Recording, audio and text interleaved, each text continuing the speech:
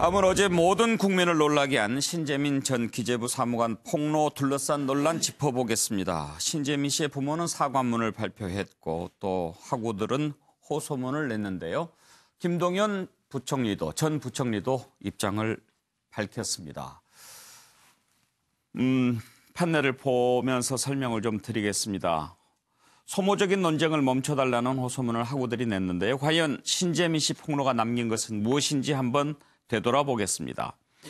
잘 아시다시피 청와대가 KTNG 사장과 서울신문 사장 교체 지시를 했다. 특히 논란이 되고 있는 적자 국채 발행을 강요했다라고 하는 사실을 폭로를 했고 그 뒤로 또 유튜브를 통해서 자신의 입장을 계속 밝혔다가 어제 극단적인 선택을 암시하는 글을 남기고 또 유서까지 남겨놓고 잠적을 했는데 다행히 발견이 됐죠. 지금 병원에서 안정을 취하고 있는데요. 친구들은 이런 입장입니다. 신재민 씨 주장에 완전히 동의하는 것은 아니지만 문제 제기하는 과정을 좀 봐달라. 그리고 부모님들께서는 본인은 옳다고 생각해서 용기를 낸 일이지만 생각보다 일이 커졌다. 아무튼 사회적인 무리를 빚어서 죄송하다. 이런 입장을 밝혔습니다. 부모님들이 얼마나 놀라셨을까요? 저는 설사 신재민 씨가 정말 옳은 생각에서 공익 제보자 입장에서 했다고 하더라도 그런 극단적인 선택을 한 것은 정말 잘못한 일이라고 생각합니다. 부모님도 계시지 않습니까? 김동연 부총리도 오늘 입장을 밝히면서 그 부분을 지적했습니다. 절대로 극단적인 선택은 하면 안 된다. 본인의 아픈 과거사까지 얘기했는데 김동연 전 부총리의 아들도 일찍 세상을 떠났죠. 27살 어린 나이에 자식을 떠나보내 부모의 심정으로서 또 신재민 씨에 대한 얘기를 했는데 특히 소신과 정책 조율은 다른 문제다라는 입장을 밝혔습니다. 홍남기 부총리는 상당히 좀 뭐라고 그럴까요? 누그러진 표현이라고 할까요? 좀 달래는 듯한 그런 표현을 썼습니다. 입장은 이해할 수 있다. 의견 제기도 청와대가 기재부에 의견 제기할 수 있는 거 아니냐. 그리고 또 신재민 사무관은 아는 범위 내에서 말하려고 하다 보니까 오해가 생긴 것 같다라는 얘기를 했습니다. 기재부 제2차관은 어제 신재민 사무관 병문안을 갔지만 만나지 못했다고 합니다. 관련된 영상을 한번 보고 얘기 나눠보겠습니다. 네, 제가 공익을 위해서 제보를 하는 건데 즐겁게 제보하고 유쾌하게 영상을 찍는 모습을 만들고 싶었습니다. 그래서 시도했던 게 유튜브 영상이었고요. 그게 이렇게 제 진정성을 의심받을 정도로 제 진심을 인정받을 정도로 그 사회적 파장을 일으켰을지는 몰랐습니다.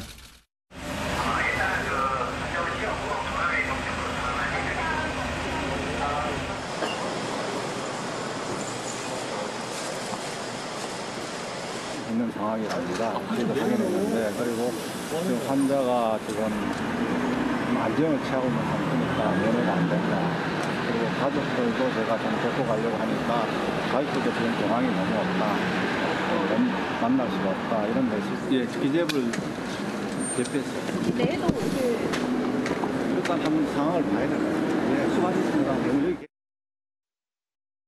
본인이 알고 있는 내용 범위 내에서 말을 하다 보니까 그것이 실제로 기획재정부 내에서 이루어졌던 여러 가지 고려와 의사결정 과정에 대해서 잘못 알려진 거, 국민들이 오해할 만한 것들이 있어서 그렇게 대응할 수밖에 없었고요. 실제로 팩트에 있어서는 무슨 외압이라든가 압력 이런 거는 없습니다. 아시는 것처럼 국채를 추가 발행하는 데 있어서 아마 신전 사무관은 본인이 국채를 담당하기 때문에 어느 정도 국채를 발행해야 되는지 어떻게 해야 되는지에 대해서 고민은 많이 있었겠지만 저는 김동연 부총리 입장에서는 국채를 얼만큼 발행하느냐 하는 것도 있고 5년간 국가 재정을 어떻게 이끌어 갈 것인지 세계 잉여금이 내년도에 얼만큼 발생하냐고 직결되기 때문에 그런 측면에서 저는 부총리로서는 한 4-5가지 더 고민해야 될 변수들이 있는 겁니다. 청와대하고 기획재정부 관계에 있어서도 저는 청와대가 얼마든지 의견을 제기할 수 있다고 봅니다.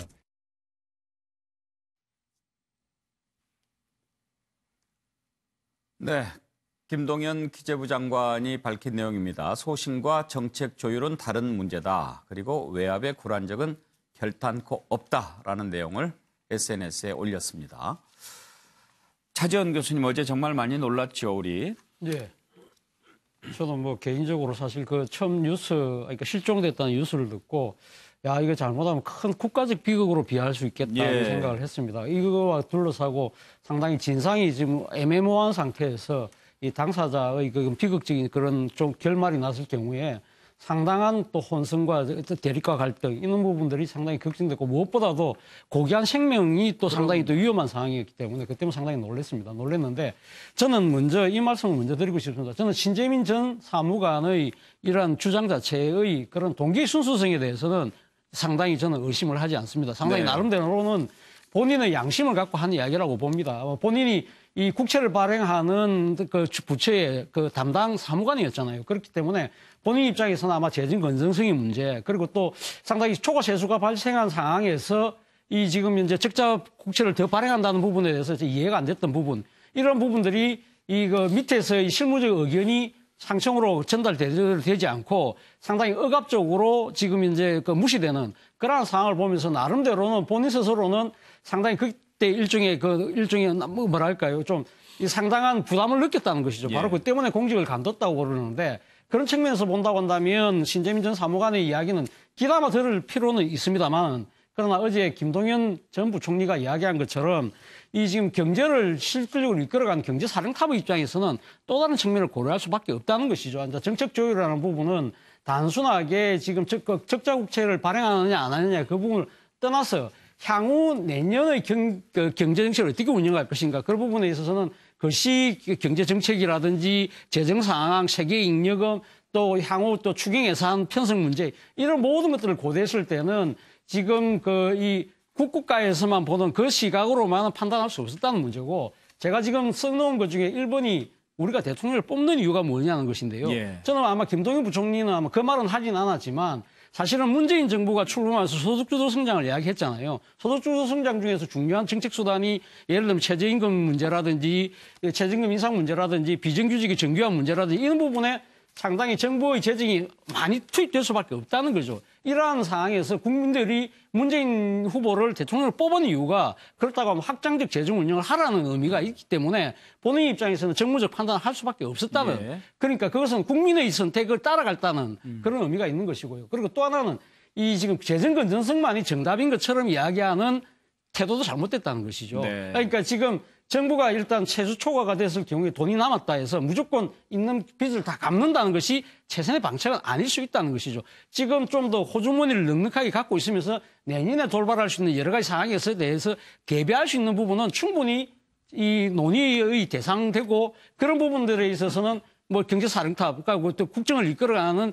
이 정부 주체가 그걸 판단할 수 있는 문제는 될 수 있다는 것이죠. 그리고 그 판단이 옳고 그러냐 부분은 논란의 소지는 분명히 있지만 그 행위 자체가 마치 잘못된 것처럼 불법인 것처럼 이야기하는 부분은 저는 조금 어폐가 있지 않나 생각이 듭니다. 정책 조율 과정에 복잡한 그런 부분을 3, 4년 차 사무관이 어떻게 다 알 수 있겠느냐, 이제 기재부는 그런 얘기를 하는데요.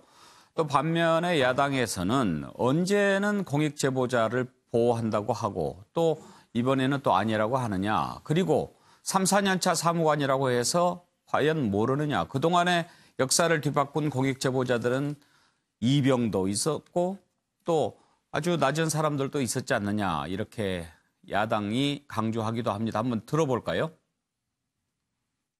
한마디로 김동연 부총리의 답은 진실의 머리는 감추고 변명의 꼬리만 내미는 그런 격인 말이다, 이렇게 생각을 합니다. 이제 저는 문재인 대통령이 답해야 될 때라고 생각을 합니다. 청와대가 주도한 민간인 불법 사찰, 공무원 사찰, 블랙리스트 작성, 그리고 나라 살림 조작 사건의 진상 규명을 해줘야 합니다.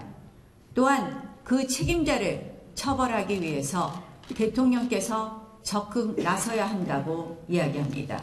청와대 민간인 사찰과 또 국가 채무 조작에 대한 진상을 대통령께서 나서서 규명해 주시고 또 관련자를 철저하게 문책해 주시라는 그런 내용도 들어 있습니다. 네, 정태근 의원께서는 이번 사건을 통해서 우리가 뭐를 봐야 한다고 생각하십니까? 드릴 말씀이 참 많은데 일단 우리 차 교수님 말씀하신 것 중에 위법이 아니다. 그 예산을 초과 세수를 자의적으로 이용하는 것은 그건 잘못 알고 계신 위법입니다. 국가재정법에 어떻게 나와 있냐면은요. 세계 잉여금은 100분의 30 이상을 각 호의 채무, 그 중에 보면 뭐 이 국채라든지 국가배상법에 의한 것 뭐 등등 나와 있는데 전체 국가 채무 중에 87%가 소위 국고채입니다.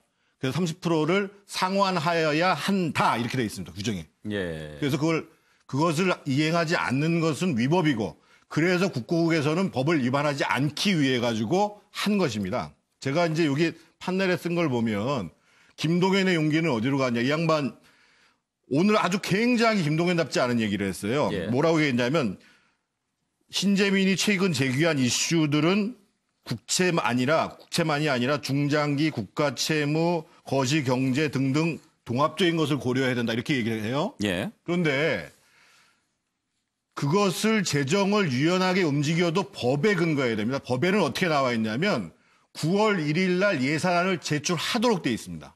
그리고 예산안을 제출할 때 국고채를 어떻게 운영할지도 제출하게 돼 있습니다. 예를 들면 제가 여기 보여드리는 것처럼 연도별로 국고채의 순증은 얼마 할 것이고 실제로 그러니까 빚을 얼마나 갚을 것이고 하는 계획들을 제출하도록 돼 있습니다. 기본적으로. 예. 그러니까 이 문제가 발생한 2017년 11월 14일의 시점은 이미 다 예산안이 제출된 시점이에요. 그리고 이미 기재부에서 9월 달에 대충 추계를 해보니까 세금이 더 거치를 양이 연말까지 한 20조 정도로 예상을 했습니다. 그래서 3조 5천억을 국가배수를 조기에 갚겠다. 그게 바이백이라는 거예요. 그래서 10월 25일 날, 그러니까 국민 여러분들이 예산을 잘 모르신다고 해가지고 오늘 홍남기 부총리도 정말 국민들 무시하는 얘기하고 있는 거거든요. 10월 25일 날 이미 1조 원을 갚겠다고 얘기한 데다가 거기다 더해가지고 6천억을 더 갚습니다. 그리고 이번에 전격적으로 취소했다는 11월 15일 날 그날 갚겠다라고 이미 발표를 해요. 그러고 난 다음에 그 전날 장마가 되기 1시간 전에 취소를 합니다. 그런데 그날 김동연 부총리가 국회 기재위에 나와서 뭐라고 얘기했냐면 초과 세수에 대해서 어떻게 할 거냐고 물어보니까 우선적으로 법에 나와 있는 대로 국고채를 갚고 이렇게 얘기를 했어요. 그날 국회에서. 예. 그러고 돌아가서 이런 일이 벌어진 거예요. 그러고 난 다음에 다시 11월 22일 날에는 다시 1조를 조기에 갚습니다. 예, 너무 깊게 들어가신 예, 예. 것 같은데. 그 다음에 예. 또 갚고요. 그러니까 무슨 얘기냐면 제가 신재민 사무관 입장에서 굉장히 열이 받을 수밖에 없는데 저 사람 입장에서 보면 그래서 갑자기 1조를 갚겠다고 했다가 안 갚아서 어떤 일이 벌어졌냐면요. 실제로 3천억이 넘는 외국 기관 투자가들이 갖고 있는 채권이 팔고 나가버립니다. 도대체 이놈의 기재부는 믿을 수가 없다고. 그래서 김동연 부총리는 본인이 분명히 얘기를 해야 됩니다. 그날 왜 갑작스럽게 취소를 했는지. 예. 홍남기 부총리도 애매모호한 얘기하지 말고 예. 실제로 기재부에서 국고채를 갚겠다고 조기 상환하겠다고 했는데 그날 발표한 것을 왜 전격적으로 취소했는지 네. 이걸 밝혀야 돼요. 여기까지 듣겠습니다. 강기정 의원 말씀하시죠. 결국 이제 김태우 수사관은 자기의 이익이 침해당할 것 같으니까 막 폭로를 했단 말입니다. 그런데 비해서 이 신재민 사무관은 정책의 문제를 가지고 이제 얘기를 한 겁니다. 그런 점에서 정책이란 것은 자기 소신도 있지만은 여러 가지 요소에 조정될 수 있다 이렇게 이야기를 한 거 아닙니까? 처음에 신재민 사무관이 이 처음 첫 그 발언을 할 때 폭로를 할 때 뭐라 했냐면 마치 청와대가 기재부에 어떤 지시를 해서 박근혜 정부의 국가 채무 비율을 높게 만들려고 한다. 그래서 바이백을 취소했고 그것 때문에 국가를 채무를 갚지 못했다. 이렇게 발표하면서 마치 청와대와 기재부 또는 기재부 안에서 여러 가지 정책적 논쟁을 어떤 정치적 그 음모가 있는 것처럼 발언하니까 이거 발칵 뒤집혔어요. 예. 제가 볼 때는 오늘도 기재부에서 그런 이야기를 했는데 이 바이백을 취소한다고 해서 국가 채무 비율이 올라가지 않는다. 즉 의도를 가지고 박근혜 정부의 채무 비율을 높이려고 상대적으로 우리 정부의 장기적으로 채무 비율을 낮추려고 바이백을 취소한 건 아니다. 이렇게 이제 기재부에서 또 해명을 하는데요. 이게 참 어려운 이야기입니다. 저는 이 상황을 보면서요. 신재민 사무관의 얘기가 소신일 수 있는 거죠. 예. 돈이 남았으니까 더 거쳤으니까 세금이 부채부터 갚자.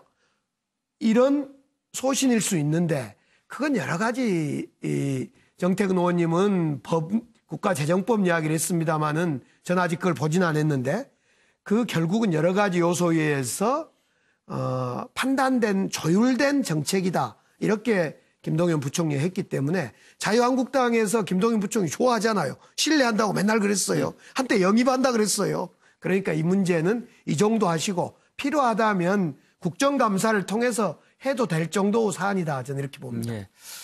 이번 일이 과연 우리에게 무엇을 남겼고 또 무엇을 생각하게 하는지 한번 그 부분을 짚어보려고 합니다. 최경철 의원은 어떤 얘기를 해 주시겠습니까? 저는 김동연 부총리께 여쭙고 싶은데요. 김동연 부총리가 부총리 지내셨고 아주대 총장 지내셨고 그다음 미시간대에서 정책학 박사학위 받으셨습니다. 그만큼 경륜도 많으시고 학력도 높으시고 이런 분이 비록 그분이 보기에는 신재민 전 사무관이 송사리처럼 보이겠죠. 이 까마득한 후배, 고시 후배 그 사무관 주제에 어디 부총리 지낸 나를 타깃으로 삼아서 이런 식으로 얘기하겠냐고. 그렇게 마음이 들고 억한 심정이 들겠지만 김동연 부총리가 나와서 답을 해야죠. 그냥 페이스북이나 이런 SNS에 올려서 그렇게 애매모호하고 그냥 뭐 둘러가는 식으로 말씀하시면 안 돼요. 나와서 이러이러해서 이렇게 됐다. 이 사무관의 말은 잘못됐다. 아니면 사무관의 말은 맞지만 나의 정책 판단으로는 이것이 맞았다. 이 사안이 적은 게 아니거든요. 이게 국고채를 갖다가 8조나 더 발행하려고 그랬고 8조를 더 발행하면 우리가 국고에서 이자로 물어줄 돈이 1,000억입니다. 그러니까 이게 보통 문제가 아니에요. 사실 이 사안 자체로만 보면. 또 KTNG 인사를 정부가 개입했다지 않습니까? KTNG는 민간기업이에요. 이건 보통 문제가 아니고 굉장히 엄중한 사안인데 부총리가 자기가 있었던 그 소관 업무 그 직할 업무인데도 지금 말씀 안 하시고 SNS에 말 올리고 지금 뒷짐 주고 계신다는 것은 이건 고위 공직자로서 또 높은 학자로서 이건 제가 볼 때는 어불성설이고 합리적인 판단이 아닙니다. 지금이라도 당장 내일 기자회견 잡으셔서 말씀하셔야 됩니다. 지금 신재민 전 사무관이 과연 공익신고자냐 아니냐 하는 것을 두고도 논란이 있는데 만약에 현직에 있으면서 이렇게 의혹을 제기하고 또 폭로했다면 뭐 분명한 공익신고자라고 할 수가 있겠죠. 그렇지만 그만두고 한참 있다가 또 이런 문제를 제기했기 때문에 이 부분에 관해서도 논란이 좀 있는 것 같기는 합니다. 김종욱 교수께서는 어떻게 보십니까? 이번 사건을. 예, 뭐 권익위에서는 이렇게 그 공익적 제보자라고 볼 수 없다라는 얘기들이 나오긴 나오지만요. 예. 일단 기본적으로 좀 저는 20, 30대들에게 억울해도 좀 죽지 않고 싸워야 된다. 싸워서 진실을 밝히려고 하는 거니까요. 그래야지 진실을 밝힐 수 있으니까요. 근데 김동연 전 부총리 얘기가 좀 와닿는데 소신과 정책 조율은 다른 문제다. 이렇게 말씀하시는 건 신재민 사무관 입장에서는 자기의 소신대로 재정 정책이 바뀌지 않고 집행이 안 되는 거에 대해서 상당히 많은 고심을 했을지 모르겠지만 전 그것은 적어도 정부 내에서 아주 합당하게 벌어지는 토론 과정이라고 생각이 듭니다. 근데 그렇게 조치를 취했는데 적실한 조치가 취해지지 않았다면 그것이 왜 취해지지 않았는지 확인하면 되는 과정이라는 생각이 드는데 그런 문제들을 예를 들면 외압이나 이런 방식으로 뭔가 거대한 문제가 있는 것처럼 문제 제기를 하고 그다음에 그것을 예를 들면 정쟁화시켜서 여야가 싸우니까 여야의 진영에 있는 분들은 또 거기에 대한 신상 공격을 통해서 계속 만들어내는 그러니까 본질은 사라지게 되고 정쟁화되는 문제가 많아서 야당 원내대표께서 나와가지고 머리꼬리 대통령 답해라 이런 얘기까지 하는 상황이 되게 되면 핵심적인 내용은 그런 거지 않습니까? 그래서 국회가 승인한 국채 발행이 28조였는데 20조를 발행한 다음에 8조 7천억과 관련해서 이것을 어떻게 할 것인가에 대한 재정 논쟁이 벌어진 거죠. 그 재정 논쟁에 대한 결정들을 한 것인데 그 재정 논쟁이 벌어진 거에 대한 어떤 이런 건전한 토론 과정에 대한 얘기들은 사라지게 되고 이것을 했니 안 했니라고 하는 정쟁의 논쟁으로 가게 된다면 소위 저는 앞으로도 마찬가지지만 이번 사태를 좀 사실 확인을 정확하게 해서 앞으로 좀 이런 문제가 다시는 반복적으로 벌어지지 않을 수 있게 철저하게 좀 이 부분에 대해서 사실 확인을 했으면 좋겠다고 생각하게 됩니다. 예. 윤기찬 대변인 의견은 어떠신지요? 뭐 재정 운영과 관련된 논박은 있을 수 있어요. 그건 여러 가지 뭐 정책 조율을 거쳐서 뭐 시장의 영향도 평가를 하고 또 재정 확대 필요성도 감안해서 결정을 하는 것은 당연히 청와대가 개입을 해야 됩니다. 저희가 그것을 어떤 문제 제기를 하는 건 아니고요. 그 과정에서 전 정부 대비 현 정부의 재정 어떤 운영 평가, 그러니까 채무 비율의 그 평가를 위해서 그 기준을 적용해서 재정 운용을 했느냐 이것을 문제 삼는 거예요. 예. 지금 그 당사자인 신재민 전 그 사무관이 이런 문제 제기를 하고 있잖아요. 그렇다면 거기에 연관돼 있던 분들이 입장을 밝혀야죠. 건전한 과연 그 정책 조율 과정이었는지 아니면 어떤 특정 세력의 일방적인 이러이러한 요구를 반영한 조치였는지. 예. 왜냐하면 오락가락한 정책 그 실행 과정을 보면 분명히 수긍 가는 부분도 있거든요. 따라서 이 부분을 매도할 것이 아니고 방금 말씀하셨지만 관련된 분들이 입장은 분명히 밝혀야 되겠다. 먼저. 예. 그리고 그 입장이 맞는지에 대한 사실규명도 필요하다 이렇게 생각합니다. 예, 신재민 씨 폭로가 남긴 것은 무엇인가? 예, 한 말씀 짧게 부탁드립니다. 예. 아까 강기정 의원 얘기를 100% 인정을 해서 신재민 사무관이 청와대 관련서를 얘기한 것은 섣부를 수 있어요. 하지만 지금 김동연 부총리는 분명히 얘기를 해야 됩니다. 구체적으로.